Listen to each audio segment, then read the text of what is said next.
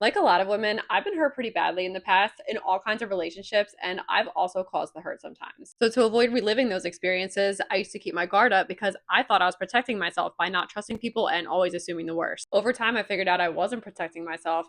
I was just letting whoever hurt me continue to control my life. I see this all the time in myself and the women in my life. We go through these emotionally damaging experiences and we build these walls and we become so jaded, and that emotional burden we're carrying winds up poisoning our next experiences. What we may not realize is that when we do this, we're not properly healing and growing from those experiences. We're operating from a wounded place and we're letting that hurt bleed into new situations with new people that have nothing to do with what we went through before. I especially noticed it in myself when at the end of my breakups that hurt the worst, I kept uncovering common themes and thoughts about myself that were reflected to me through the people that I dated. Because of my unhealed insecurities, I was hyper aware of the things that would trigger me. I would always attract the same type of person who would show me exactly what I was subconsciously looking for, which was proof that my insecurities were valid. I also, in hindsight, made accusations or assumptions that may not have been true because I was still thinking and operating from a hurt place that somebody else left me in that wasn't my current boyfriend's fault. We've all been dealt shitty cards in varying degrees, and your hurt is valid from whatever you went through.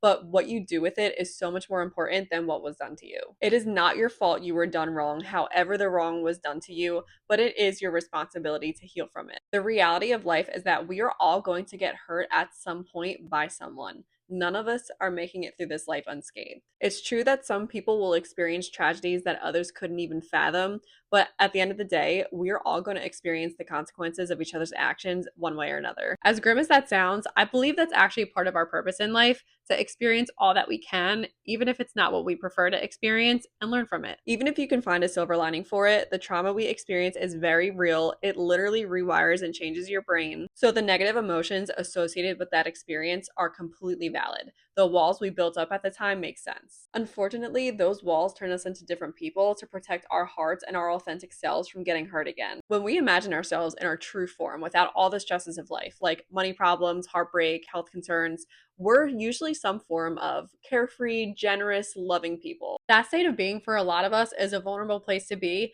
so we layer on the protective mechanisms to shield our hearts away from what hurt us while we were emotionally exposed. But those protective mechanisms can also block out future connection, intimacy, genuine love, and opportunities that could actually be good for us. The hurt we go through becomes this filter in which everything else gets processed. And if that filter never gets cleared, every new person, every new situation, every new chance at something good gets tainted by that old experience that has nothing to do with the present moment. There is obviously wisdom to be gained from these experiences. Pattern recognition and discernment are necessary. Knowing what to walk away from and who doesn't deserve access to you matters greatly. And of course, healing from something has no timeline and it looks completely different for everyone. Just know I am coming from a place of compassion and understanding. But there is a distinct difference between learning from the hurt and letting the unhealed hurt run your entire life. Unprocessed hurt does not stay contained within yourself. It seeps into so many areas of your life, like your relationships, your decisions, and the way you see yourself and the world around you. When trauma from past relationships doesn't get processed, it spills into your new connections. You could be hypervigilant and scanning for threats that probably don't exist, or you could be overanalyzing and interpreting regular actions as red flags. If you find yourself doing these things or things like them, you definitely have some healing to do. The hurt you experience makes you see potential danger everywhere because your nervous system is still trying to protect you from whatever you went through in the past. It's sad, but if we continue to operate in this mental and emotional state, we're bound to sabotage the good connections we find. Sometimes it's not a romantic relationship. Sometimes the hurt we experience was learned in childhood. And since it was such an early and gradual integration in our lives, we don't even consciously recognize the mindset we're operating from as an adult. You could have been raised by a parent who was emotionally absent or inconsistent, and as a result, you learn that love had to be earned through performance. Or when there was conflict in your household, there was screaming, violence, and someone leaving, and now you are terrible at setting boundaries because you're afraid of anger and it must be avoided at all costs. These patterns are survival mechanisms that made sense when you were young, but carrying them into adulthood without examining them means you're still operating from the hurt of a child who didn't have the tools to change her circumstances, even though now you're an adult who does. Processing your hurt properly takes real work. Venting and confiding to your emotionally mature, stable friends is a great resource. It's only valuable though if they provide you honest feedback and you're capable of internalizing it. You really have to sit with what happened, understand why it affected you the way that it did, and work through it it so it stops controlling how you show up in your own life. That process looks different for everyone. I know it is so overstated, but it is so necessary for all facets of self improvement. You need to journal. Journaling is you literally creating a written mirror to yourself where you can get out your thoughts and feelings on paper and interpret them more clearly. You can ask yourself questions like, what patterns keep showing up? What am I believing about myself because of this? What advice would I give a friend if they were going through the same thing? Learning and understanding the answers to these types of questions is essential to you untangling your negative patterns. The next and probably most ideal option is therapy. But for those of us in the United States, therapy is not accessible or affordable for everyone, which is an entire separate topic for another day. If you don't have access to therapy, community, mentorship, and self awareness is the key. I am not a licensed therapist. I'm here to be supportive and relatable, but there are plenty of credible therapists, psychologists, and educators who are creating content online who can also help you. And a great example of this is Katie Morton. I love her content, it's amazing too.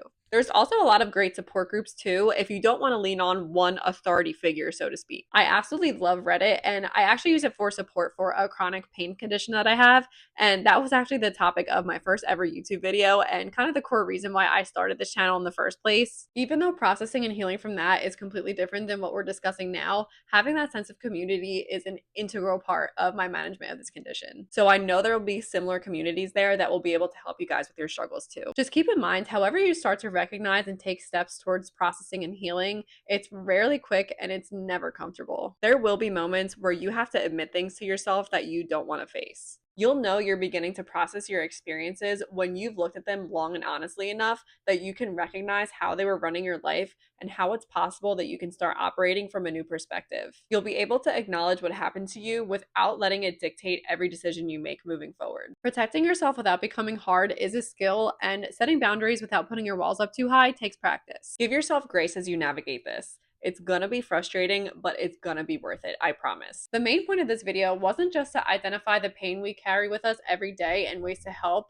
but that we have to take ownership and responsibility of our own healing and self-improvement. I had to learn the hard way that the healing is on you, even when the hurt wasn't your fault. It isn't fair, but you are the only one who lives with the consequences of holding on to that hurt and the behavior that manifests as a result. And no matter the cause, the common theme is that your healing cannot depend on somebody else's actions. Waiting for external validation, like an apology, or waiting for things to magically feel better with time means you're outsourcing if and when you'll ever find peace. You are the one who is in control at all times, and you should never place your emotional state in someone else's hands. That way, the experience stops being this defining moment in your life and it turns into just a memory. Is it still going to be painful? Yeah, of course it is, but it's not going to be this centerpiece of your identity anymore. And you also, very importantly, don't allow your unhealed hurt to hurt somebody else. I hope this message lands the right way and reaches the women who need to hear it. Thank you so much for watching. I love you all so much. I will see you in the next videos.